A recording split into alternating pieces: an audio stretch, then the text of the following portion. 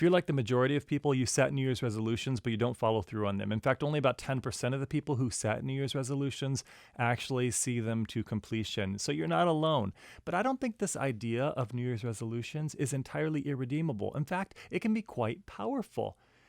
It just needs a bit of a makeover, and that's what we're going to do in this video. I'm going to give you 9 ways to do a New Year's resolution makeover, or you can consider some of these to be actual alternatives to a New Year's resolution. So let's go ahead and dive in and see where it takes us. The first one I want to talk to you about is the idea that comes from Chris Brogan, who wrote an article years ago about his alternative to New Year's resolutions, where he explains that he chooses 3 words as anchors or as areas of focus to inform his thinking. I've done this personally since 2013. In fact, if you look on the screen right now, you will see the 3 words that I've chosen each year since 2013. Now, my approach to this personally has not followed all the rules of Chris, so you can go in the look below and you can see the link to Chris's article if you want to hear his version of how to use the 3 words. But for me, I just chose 3 words that related to things I wanted to learn, things I wanted to do, things I wanted to think about. So for example, you'll see in one year I had the word Rogers, which is for Fred Rogers, because I'm a big fan of his work as a social entrepreneur and the way that he used media to have a positive impact in the lives of others. So I spent a whole year reading everything I could that was written about him and by him to learn from his creations directly.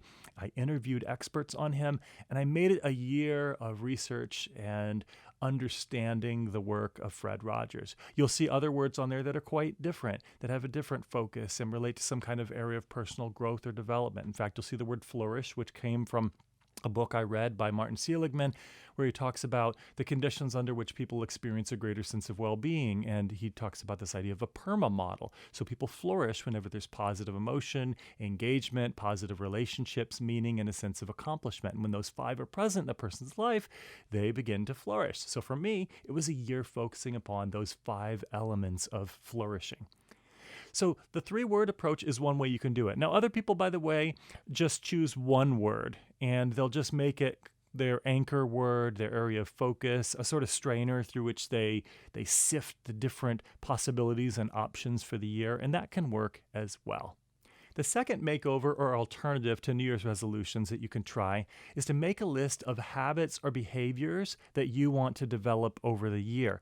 Now, I have played around with this for a long time, and I am a person who has been resistant to developing a lot of habits. I love innovation and creativity, and for a long time I had this flawed view that meant that you didn't have a lot of habits or behaviors that were sort of patterns or habitual, that those were kind of the enemy of creative and imaginative thought.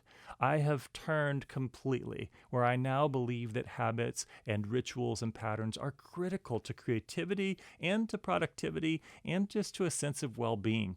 So what I do is I have looked around and I've actually found an app. Let me find it here. Oh, it's simply called Patterns. I've looked for all sorts of apps for developing habits and daily habits and so forth. And ultimately, I settled on one called Patterns because it's so incredibly simple. Now, it doesn't have all the advanced features. It doesn't even have room for journaling. All it is an app where you can create a task, and then it has a daily checkbox, and you can check off the days in which you engage in that task. And what I do each year is I set some themes for myself. For example, family. And then underneath family, I come up with what are some of the tangible things that I want to do to show my commitment to and love for my family, to deepen my relationship with my family, just to enjoy time with my family. So for example, under the family list for me, one of the items is family movie nights. And I simply have it listed in Patterns. And each night that we have a family movie night, I check it off. And I do the other things for me. Faith and spiritual development is important. And I like to begin my day with a morning devotional time. So I have on there morning devotion. And each morning I have my devotion, and then I open up my Patterns app and I check it off. And I can look back and I can see that I check that off each day. I also, even things that I do pretty regularly, for me, Sunday worship is an important part of my spiritual life and my faith community, being part of that faith community. So I have Sunday worship on there and I check that off once a week. And if there are other kinds of special services, I check it off. It's not to sort of celebrate my accomplishment as much as it is for me to have a sense of accountability and a sense of monitoring how I'm doing in that area. I also have it for writing, for example. Writing is a key goal for me, so I have write 250 words. And every day that I write 250 words, I check it off on the box. And that is it. And what I found is that by simply tracking these habits, even ones that I don't do every day, some that are kind of sporadic and periodic, it gives me a little extra measure of accountability, and it helps me to stay focused on the things that are important to me. I can add and remove from that list all the time, and I do, to adjust my fitness plans and so forth. And it's been very helpful. A third thing that you can do to give your New Year's resolution a makeover or to work on those habits that you want to develop is to try to make your habits as concrete as possible by creating some kind of physical, visual reminder to engage in that activity on a daily basis. So, for example, some people will take a rock and they'll put it on their pillow. And when they go to bed at night, they either hit their head on the rock or they're reminded to do whatever that rock reminds them to do. I, for example, have experimented with using that as a prayer rock to remind me to end my day in prayer.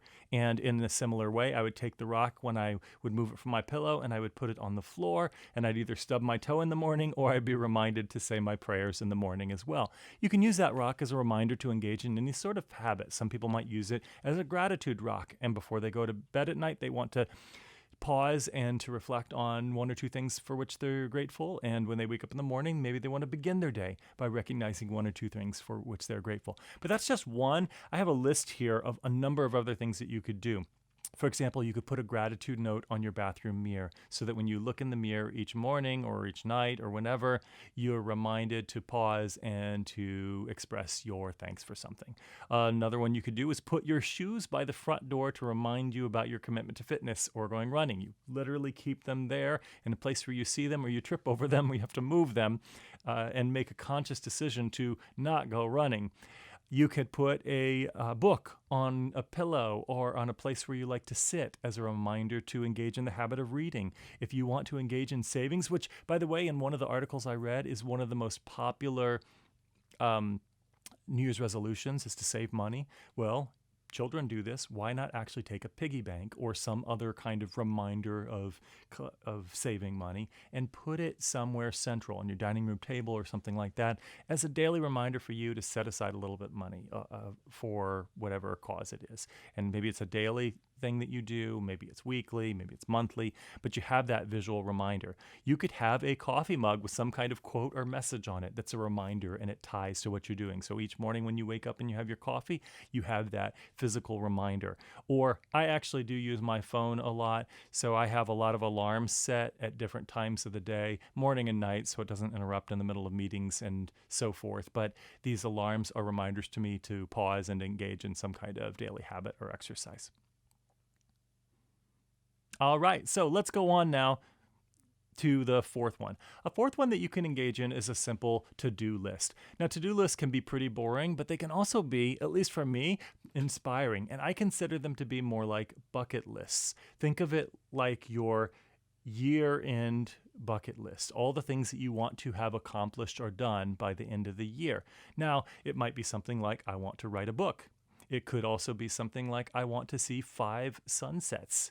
It could be anything that you want to, but you make your list and then you simply check it off as if it's a grocery list as you're going throughout it. Now, a fifth one that I'm going to try actually for the first time this year, and I'll let you know how it goes, is the 1 sentence a day journal. Now, I don't know if you remember the old television show Doogie Howser. That might date me a little bit, but it's this child genius prodigy doctor, and at the end of every television show, of every episode, he goes over to his computer and he writes a 1-sentence journal entry about what happened during that episode, or for him, what happened during his day as the character in the show. So I'm going to try that this year, and I'm going to focus my 1-day entry, my 1-sentence entry, on one thing that I want to remember from that day. A lesson that I learned, something that I don't want to repeat, something I definitely want to repeat. I've thought about possibly turning it into a 2 sentence a day project as well, where I start the day by writing 1 sentence of something I want to accomplish or I want to focus on, and then write at the end of the day. But I think for this year, I'm just going to stay with the 1 sentence at the end of the day and focus upon something that was valuable and something I want to remember. Now, that's not really a resolution, but it is causing me to pause and reflect about the priorities and the things that are important to me. A sixth thing that you can do is related to, in a way, the 3 words or the 1 word concept, but you can pick a quote, or if you are a person of faith, you can pick a verse. I pick Bible verses, for example, and it's sort of a theme verse or a theme quote for you for throughout the year. Maybe it's a reminder of some kind of lesson that you want to work on. But then the key is to put it places to remind you. You can use screensavers. You can have it on your phone as a reminder that pops up. You can actually put it in your calendar to pop up and just remind you of the quote. You can make a poster of it and have it somewhere. I remember one year, for example, I had the quote by G.K. Chesterton, "You cannot grow a beard in a moment of passion." And the whole idea is that sometimes we get so passionate and we want to just go and have it done right now, but it takes time. And it was a call for me to be patient but persistent with my goals. So you could pick a quote like that and make that your theme for the year. A 7th way that you can approach this is you can come up with a personal everyday statement. Now, I'm going to share an embarrassing story of how I came up with this idea of an everyday statement, but it goes back to I was at a coffee shop one day and I saw this young lady who was at the counter getting her order, and she worked at Walgreens. So she had this Walgreens t-shirt on. And for a while, Walgreens had this theme, I guess all the employees did, where on the back it said, "Every day I," and then it had some kind of statement about what they wanted their employees to focus upon. And I was so intrigued by that I came up and, without realizing how creepy this sounded, I said to this young lady, "Hey, can I take a picture of you?" And what I meant was the quote on the back of her shirt I wanted to take a picture of, and I didn't want to be so creepy as to just be taking a picture of some young lady across the room without acknowledging her. So I actually asked her, and then I realized as I saw her eyes how odd that sounded. And then I kind of backed up and said, "Okay, no, let me explain. I'm really intrigued by what's on the back of your shirt and just wondering if I can take a picture of the quote on the back of your shirt." And now she thought I was at least a little bit less creepy, and she let me take the picture, and you get the idea. But what came from that was this idea of an everyday statement. It's a statement where you frame something that you do every day that reflects who you are and who you want to be as a person. Now, you can use this to reflect your life as a whole, or you can actually do this in work. It can be a way to kind of revitalize your work, or if you're in school, to revitalize your work at school. And I love it actually in a workplace environment where it gives you an opportunity to frame your work around something much more rich and meaningful to you than maybe the mundane tasks that you engage in.